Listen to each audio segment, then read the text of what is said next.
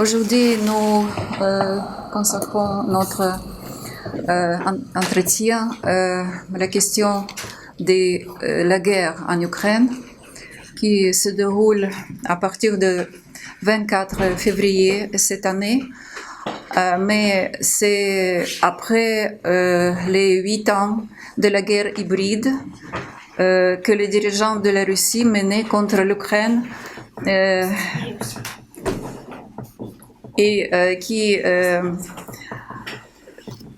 c'est l'armée de Poutine qui a lancé une attaque à grande échelle contre l'Ukraine le jeudi dernier, le 24 février cette année. Depuis 4 heures du matin, 24 février, les troupes russes ont bombardé les diverses villes et régions ukrainiennes. Presque toutes les régions des 25 régions administratives ukrainiennes ont été endommagées, ont été bombardées par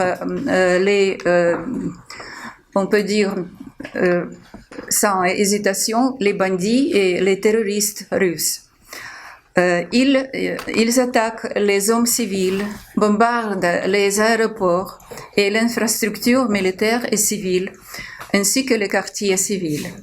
Ce moment, la Fédération de Russie mène la guerre contre l'Ukraine sans règles et sans pitié.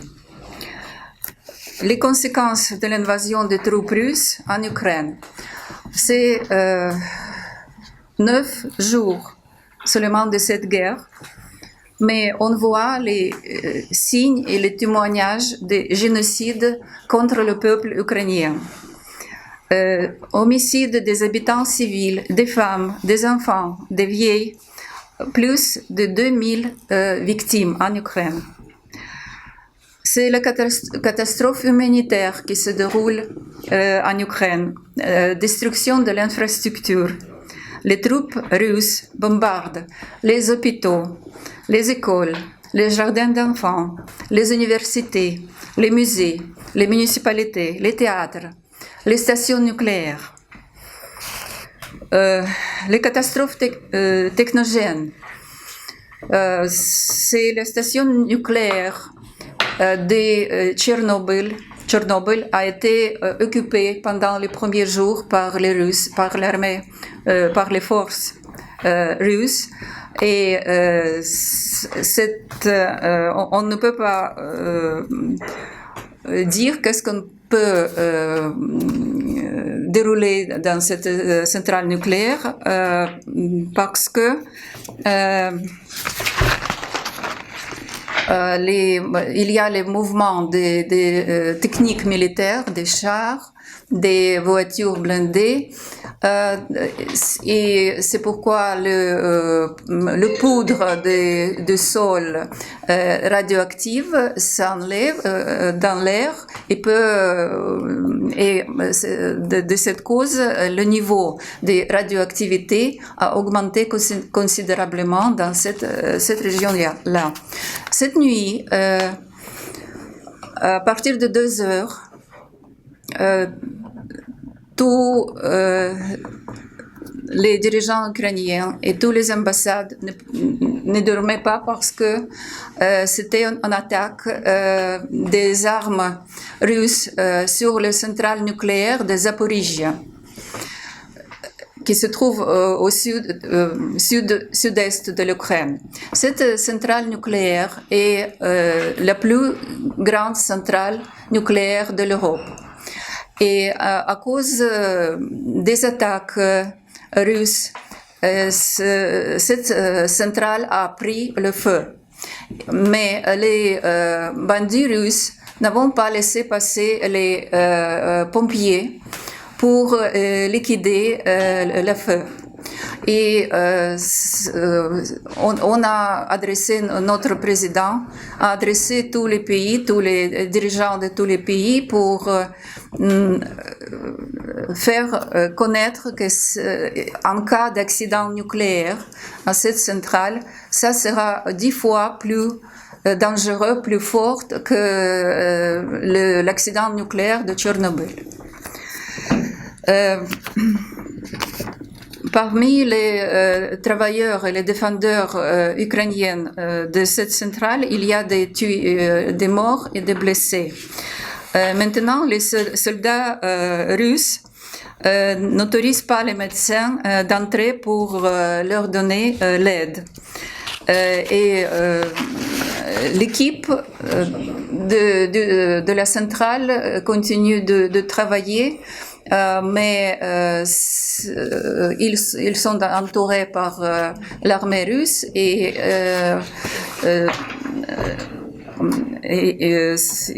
on n'a pas on n'a pas pris toutes les mesures nécessaires. On ne peut pas prendre toutes les mesures nécessaires dans ces conditions-là pour éviter la catastrophe. On ne pouvait pas créer une zone de sécurité là-bas. C'est aussi un fait très important que l'invasion des troupes russes en Ukraine peut provoquer le pire déficit des céréales dans l'histoire. Parce que, comme vous connaissez, que l'Ukraine a exporté des céréales dans beaucoup de pays du monde. C'était un très grand exportateur du blé et des autres céréales. Et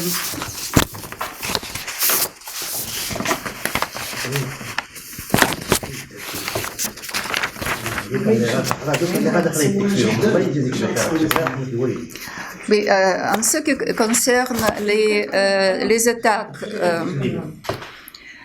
la Russie tire des centaines de missiles de croisière et tactiques opérationnelles sur les positions militaires, les villes, les objets civils. Elle utilise l'aviation, les chars et de l'artillerie et envoie des groupes de subversion et de reconnaissance pour attaquer les infrastructures civiles. Un débarquement amphibie est en cours de préparation dans les régions côtières de l'Ukraine. La ville d'Odessa est la cible principale. Comme je vous ai dit, déjà, il y a une catastrophe écologique, nucléaire, qui menace. Mais c'est en plus que le président Poutine a ordonné la mise en alerte des forces de dissuasion nucléaire russes. Les menaces régulières de guerre nucléaire se poursuivent. Le sort de l'Europe, c'est pas seulement, ça témoigne que le sort de l'Europe et de tout le monde est sous le risque d'une catastrophe écologique, catastrophe nucléaire, catastrophe alimentaire et humanitaire. En ce qui concerne les bombardements des villes ukrainiennes, Kiev, faites attention s'il vous plaît, c'est pas le mot russe qu'on a utilisé avant, Kiev. En Ukraine, on insiste maintenant et va insister pour écrire Kyiv, K-Y-I avec d'autres et V, Kyiv. C'est le nom, c'est le vrai nom de notre capitale. En ce qui concerne Kyiv, qui a été bombardé des premières minutes de l'invasion, c'était les objets stratégiques, par exemple la centrale hydroélectrique au nord de Kiev, près de la ville Vyshgorod qui a été menacée par les bombardements. C'était le tour des télévisions de Kiev qui a été partiellement détruite le 1er mars. C'était aussi les monuments historiques à Kiev et c'est place Baben Yar. C'est une place sacrée pour les Juifs de tout le monde parce que pendant la Deuxième Guerre mondiale, les nazis ont tué 30 000 Juifs de toute la ville de Kiev. Ils ont ramassé quand ils ont occupé Kiev au septembre 1941, ils ont rassemblé les Juifs de Kiev, ils ont menti les Juifs de Kiev en disant que vous allez être évacués en Allemagne avec calmez-vous, tout est bien, mais ils ont invité les Juifs à Ravin, au Ravin Baben Yar, c'est pas au centre, mais c'est à Kiev. Et ils ont fusillé, ils ont tué tous ces juifs, aussi les prisonniers de l'armée soviétique. Et les représentants des organisations des nationalistes ukrainiens ils ont arrêté, et aussi les Roms, les représentants Roms, les représentants des Roms, des peuples romains. Mais gitans, oui. Mais la majorité c'était les Juifs. Et le 1er mars, cette place sacrée, c'est pas seulement pour les Juifs, c'est pour tous les Ukrainiens. Et chaque septembre, le 29 septembre, nous commémorons la mémoire de ces victimes de Baben Yar. Cette place a été aussi bombardée et 5 personnes ont été tuées pendant les bombardements. La réponse de l'Ukraine est aussi forte que c'est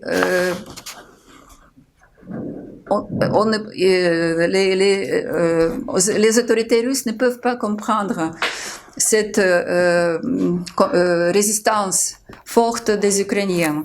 Mais c'est notre terre et nous luttons contre l'agresseur de notre terre. Et c'est pourquoi notre armée, et pas seulement l'armée, mais aussi les gens simples, les citoyens, ils sont prêts à défendre leur terre. Chaque ville, chaque village, chaque bâtiment. C'est pourquoi les troupes russes subissent de lourdes pertes. Pour aujourd'hui, les chiffres sont comme ça. Personnel, environ 9200 personnes. Chars, 251 unités. Véhicules blindés de combat, 939 unités. Système d'artillerie, 105 unités. Système de lance-roquettes multiples, 50. Moyens de défense aérienne, 18. Avions de combat, 33. Hélicoptères, 37. Véhicules militaires, 404. Bateaux d'assaut, 2 unités. Réservoirs de carburant, 60. Drones, 3. Mais je peux vous dire que chaque jour, et pas chaque jour, chaque moment, la situation change. Et nous parlons avec vous maintenant, mais peut-être dans ce moment-là, il y a plus des attaques, il y a plus de victimes et plus de faits de catastrophes en Ukraine. C'est aussi les mesures prises par les autorités ukrainiennes. Immédiatement, le 24 février, notre Parlement, la Verkhovna Rada d'Ukraine, a approuvé la décision du président d'imposer la loi martiale sur l'ensemble des territoires ukrainiens pour une période de 30 jours. dans le but d'assurer la défense, la sécurité publique et les intérêts nationaux de l'Ukraine. Les administrations régionales de la ville de Kiev, de la capitale, et des administrations locales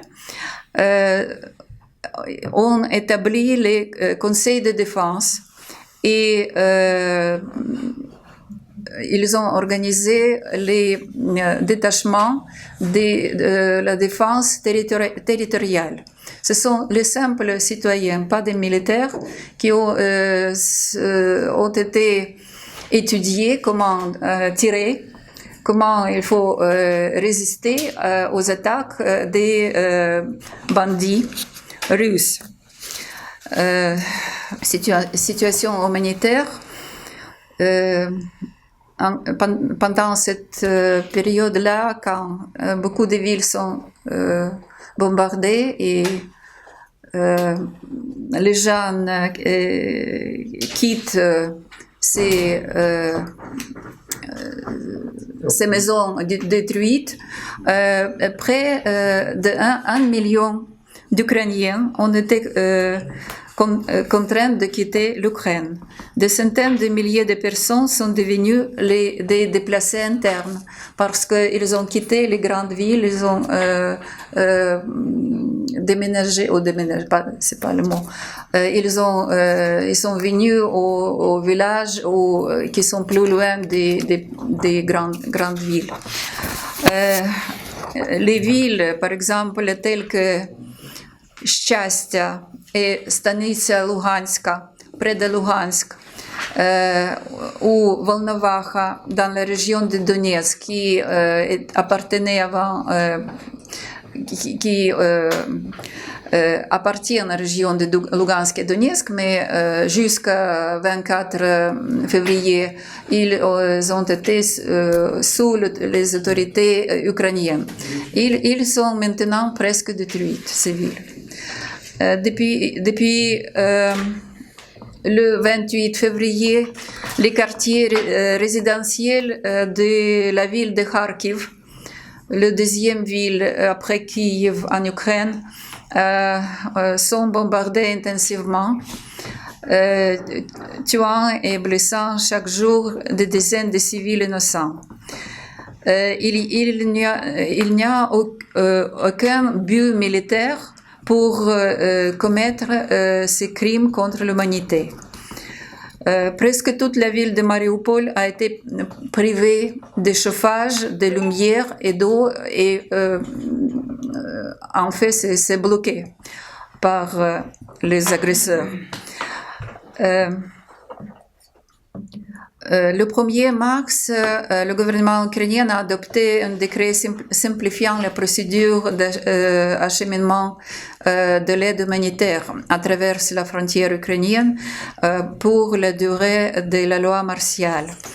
Et l'aide humanitaire de l'Organisation des Nations Unies a lancé les appels d'urgence pour un montant combiné de 1,7 milliard de dollars afin de fournir d'urgence une aide humanitaire aux personnes à l'intérieur de l'Ukraine et aux réfugiés dans les pays voisins. L'armée russe a tiré sur les ambulances dans les régions de Zaporizhzhia et de Kiev. Outre des attaques contre les prestations de soins médicaux d'urgence, les hôpitaux sont aussi une autre cible de tir pour les occupants russes. Les objets, comme je vous ai dit, l'infrastructure civile aussi sont cibles. Par exemple, dans les villes de Chernihiv, hier, beaucoup de quartiers au centre-ville, beaucoup de maisons, les immeubles ont été bombardés avec, pour le moment, on écrit de 47 victimes de la population civile. Ce sont aussi les objets de l'infrastructure comme le site de stockage des déchets radioactifs près de Kiev. Les stations-service et de carburant dans toute l'Ukraine, y compris la grande base de carburant de la ville de Vasylkiv, c'est très près de Kiev, avec les dommages d'environnement majeurs. Presque tous les aéroports civils et militaires ont été attaqués. Parmi les autres dommages, ce sont les ponts et les barrages d'eau à la frontière avec la Crimée. On a explosé le barrage d'eau qui donnait de l'eau pour les régions du sud de l'Ukraine. Vous connaissez peut-être notre avion en 225 Mriya, qui est le plus gros avion de transport ukrainien avec de renommée mondiale, qui a été aussi détruite par les agresseurs. Et c'est symbolique parce que le mot Mriya, c'est un rêve. Les monuments d'architecture, les théâtres, dans les villes de Tchernihiv, c'est le ville aussi très ancien comme Kiev. C'est un rare bâtiment historique des années 1930 qui a été démoli, et quelques peintures des peintres très connus, Maria Primachenko, ont été aussi détruites.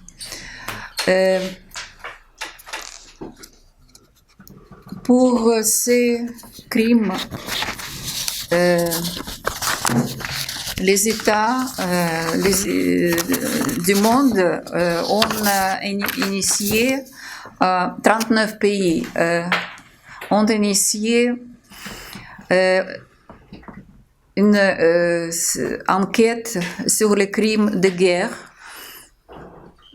que mène la Fédération de Russie en Ukraine au bureau du procureur du Cour pénal international de La Haye. Et aujourd'hui, les enquêteurs arrivent en Ukraine, les enquêteurs de secours, Cour pénale internationale de La Haye, arrivent en Ukraine pour faire les recherches de ces crimes de la Russie. Nous constatons les faits de génocide contre le peuple ukrainien commis par les Russes, par les terroristes, l'État terroriste russe.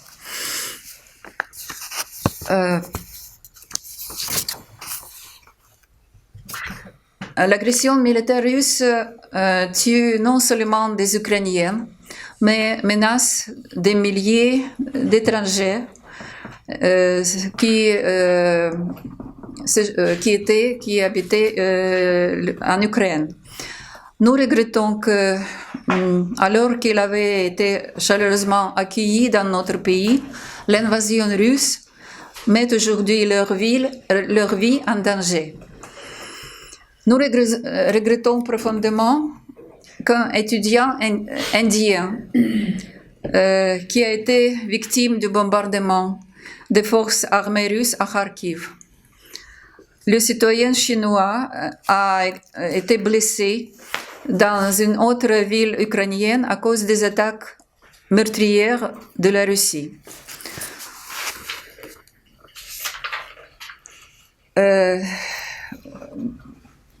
Voyant et nous sommes conscients des menaces des cette guerre, ces attaques, pas seulement pour l'Ukraine et pas seulement pour l'Europe, mais pour tout le monde. Et c'est pourquoi nous appelons tous les gouvernements étrangers à exiger du président Poutine qu'il arrête immédiatement sa guerre en Ukraine. Cela nous permettra de stabiliser la situation et de nous concentrer davantage sur la sûreté et la sécurité de la population, y compris les étrangers. Nous réaffirmons qu'il n'y a pas de discrimination fondée sur la race ou la nationalité, y compris lorsqu'il s'agit de franchir la frontière d'État par les citoyens étrangers. Compte tenu des conditions extrêmement de sécurité extrême, nous sommes fermement déterminés à garantir l'égalité de traitement de toutes les personnes arrivant à la frontière ukrainienne, avec certaines exceptions humanitaires autorisées pour les femmes et les enfants. Nous mettons tout en œuvre à tous les niveaux pour faciliter l'arrivée et en toute sécurité des ressortissants des pays tiers.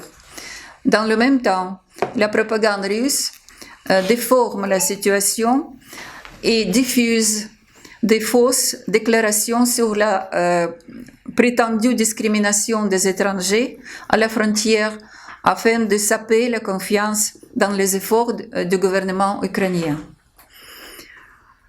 Le monde soutient l'Ukraine. La coalition internationale pour la défense de l'Ukraine et de la paix continue de croître. À l'heure actuelle, il existe plus que 80 pays et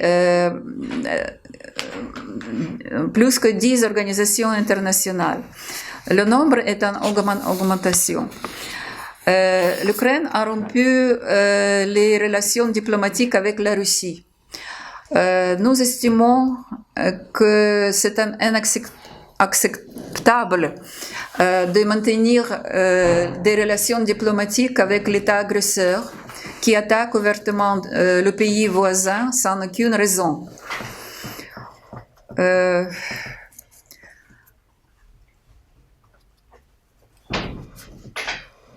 Les dirigeants russes tentent de dissimuler les pertes réelles des troupes russes.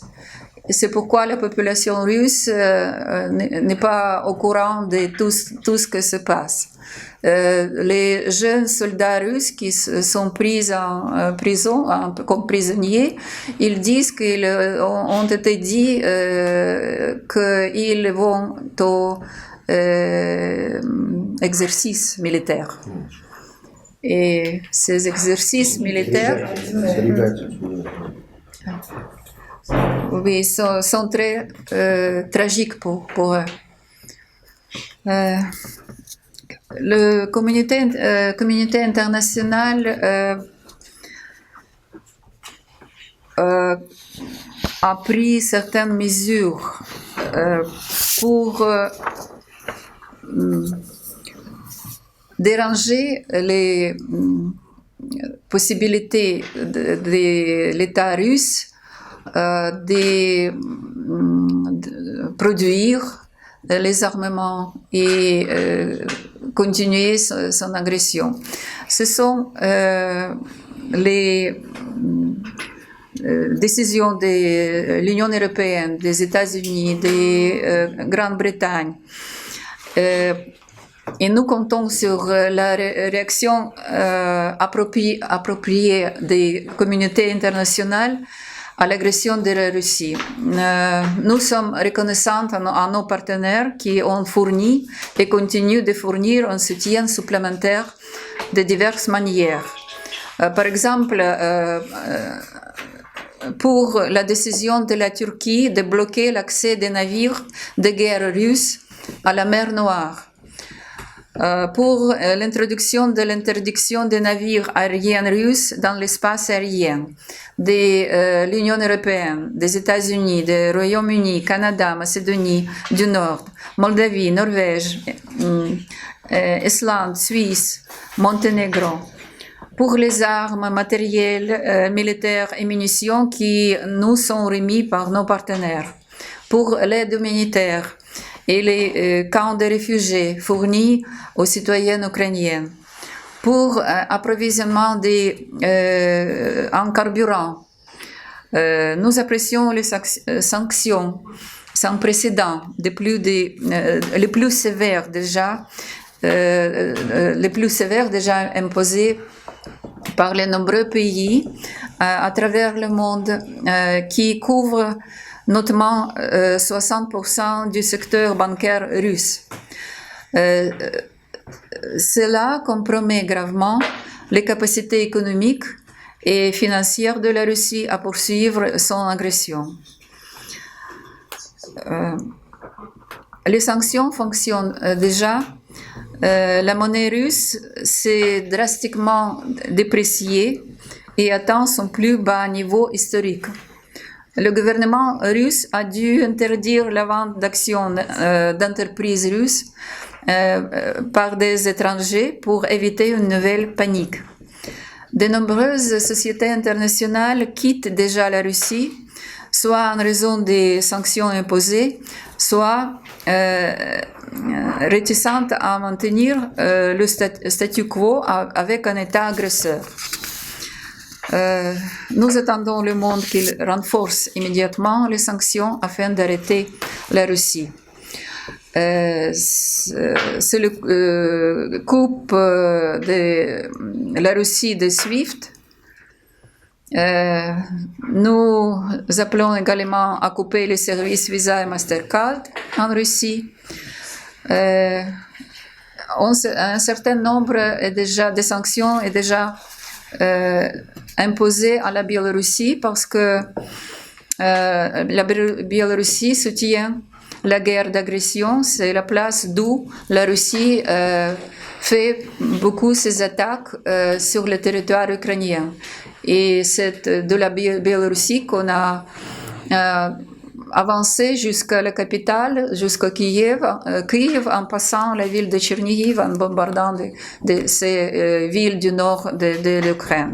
Nous exhortons la communauté internationale à faire preuve de solidarité avec l'Ukraine en les mesures, l'imposition immédiate des sanctions supplémentaires massives, l'isolement et l'exclusion de la Russie de tous les forums internationaux possibles, l'introduction d'un embargo commercial total sur la Russie, y compris dans le secteur pétrolier et gazier. Fermeture des ports aux navires russes. Les gouvernements du Royaume-Uni et du Canada ont déjà pris des mesures à cet égard. D'autres États devraient suivre. Nous appelons également tous les États à détenir les navires battant pavillon russe dans les ports en raison des attaques militaires de la Russie contre les navires commerciaux en mer Noire. Ces attaques ont lieu et ils ont attaqué les navires civils qui appartenaient à Bangladesh, par exemple à Moldavie, à Roumanie, et aussi les navires saveurs. Les forces russes ont piraté. En plus aux navires ukrainiens, ils ont piraté aussi les navires étrangers. Nous appelons pour les États étrangers, soutenir l'Ukraine avec les armes, des équipements de protection, des munitions, des carburants et de tout ce qui est nécessaire pour contrer les plus grandes armées du continent. Et aussi apporter une aide financière à l'Ukraine. Et nous appelons tous les États et organisations internationales à se joindre à l'Ukraine pour suppléer le monde mettre fin à l'influence de Poutine dans la politique, la diplomatie, les affaires, les sports, la culture, la recherche et d'autres domaines. Nous appelons aussi l'organisation internationale à nous fournir une assistance humanitaire et à étrangers et à enregistrer tous les cas de violation des dispositions du droit international et droit international humanitaire. Toute guerre termine inévitablement par les négociations. Elles doivent être fondées sur le bon sens et être telles qu'une solution équitable puisse être trouvée dans l'intérêt du peuple et de l'État national de l'Ukraine. Le président Zelensky rejette catégoriquement toute condition et ultimatum inacceptable pour l'Ukraine.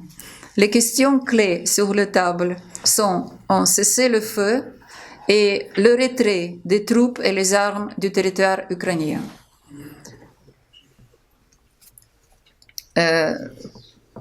Les négociations ont déjà commencé le 28 février. Le deuxième tour a commencé hier. Le président Zelensky demande au premier plan de cesser de bombardement des villes ukrainiennes. Parce que pendant la première partie des négociations et aussi hier, les bombardements continuaient. Comment on peut mener les négociations sous les bombes quand tout le pays est sous les bombes? La situation évolue chaque minute. C'est pourquoi suivez les nouvelles, mais pas les faux nouvelles il faut bien choisir les sources des nouvelles objectifs. C'est, comme j'ai dit, que notre potentiel pour garantir et pour donner tous les différents produits d'alimentation, tous les pays est un grand risque maintenant. Et il faut terminer la guerre. Il faut et libérer les terres noires, les meilleures terres du monde, pour commencer les travaux agricoles. Pour avoir des céréales, des blés, il faut les semer. Je crois que en ce qui concerne le mémorandum de Budapest, il faut au premier plan poser une question à la Russie. Pourquoi il a dérangé ce mémorandum? C'est un accord de 4 pays, les pays possédant les armes nucléaires. Ils ont donné la garantie de ne pas attaquer l'Ukraine pour garder leur souveraineté et intégrité territoriale. Cette obligation a été complètement détruite par un pays voisin. Mais on peut dire que l'aide des autres pays, les pays occidentaux, des États-Unis, des Royaume-Uni, ils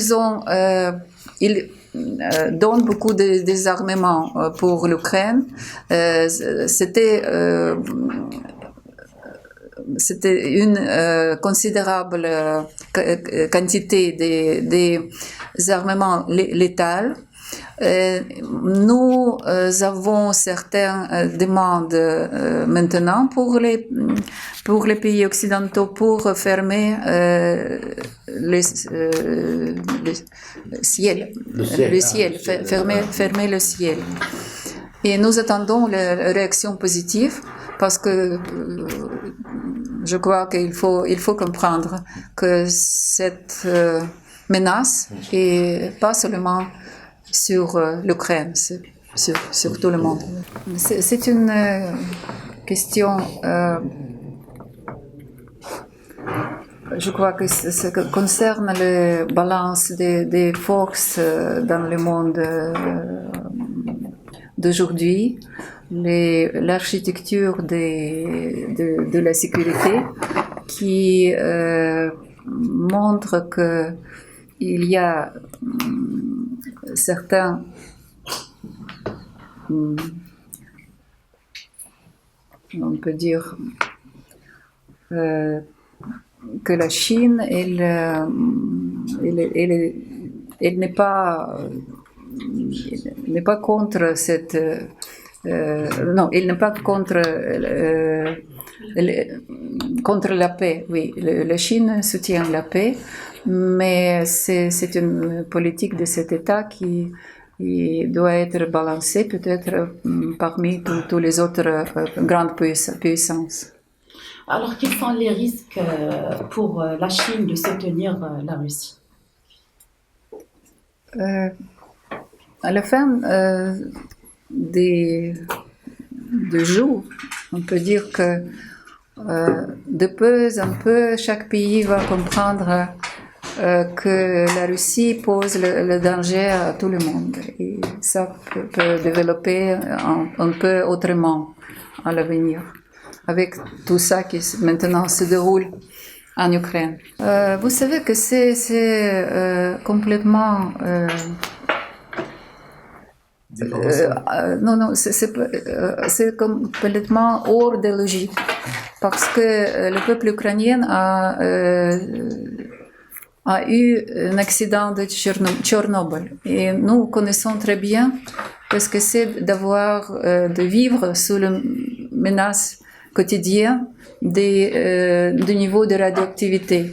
Quand les villages près de Tchernobyl ont été évacués en 1986, quand nous, les habitants de Kiev, par exemple, nous devons évacuer, quitter la ville avec nos enfants pour éviter cette contamination avec la radiation, et que jusqu'à nos jours, il y a tellement beaucoup de cas de cancer, d'oncologie chez les Ukrainiens que on peut écrire ça, mais c'est hors toute logique. Les Ukrainiens, c'est impossible que les Ukrainiens font l'explosion des objets d'infrastructure, des objets critiques, des objets dangereux. C'est complètement... le gouvernement fait tout possible pour évacuer les étudiants qui voulaient être évacués. Et maintenant, il y a quelques déclarations du ministère des Affaires étrangères qui disent que je peux vous lire ça.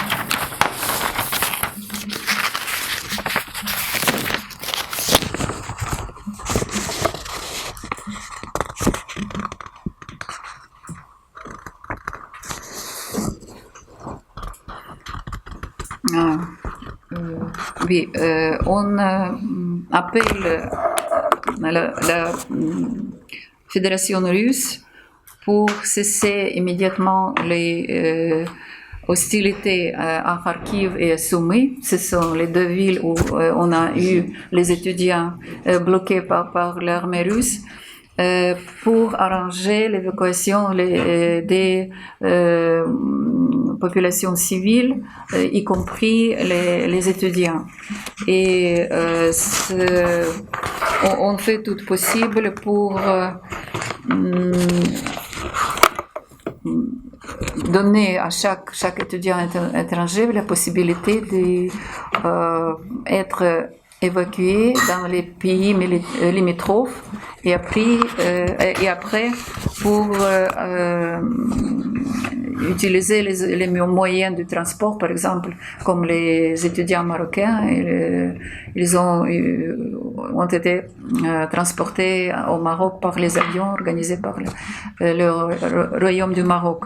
Et le ministère a déclaré la volonté les autorités ukrainiennes de faire tout possible pour garantir la sécurité pour ces étudiants. Et c'est au contraire les forces armées russes, ils ont utilisé les habitants des villages et des villes pour avancer à leur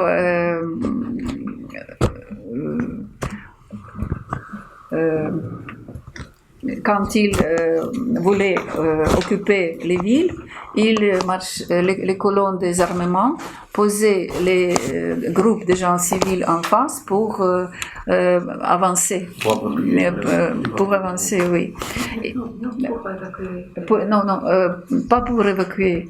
Pour que les défendeurs ukrainiens ne pouvaient pas tirer. Parce que les défendeurs ukrainiens ne pouvaient jamais tirer aux civils qui étaient placés en marche avant les colonnes des militaires russes. C'est toujours, vous pouvez constater ça ou analyser ça. Chaque déclaration de la Russie, vous pouvez comprendre le contraire, oui, parce que les faits, la vérité, c'est le contraire que ce que les autorités russes disent. Par exemple, quand à partir d'avril l'année dernière, les autorités ukrainiennes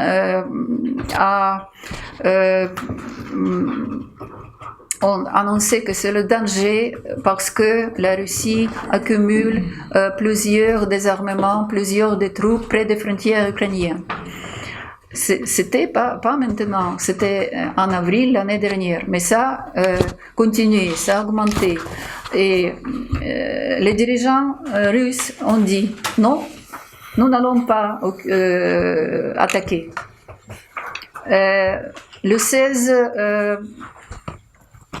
février cette année, l'ambassadeur russe ici à Rabat a dit c'est incompréhensible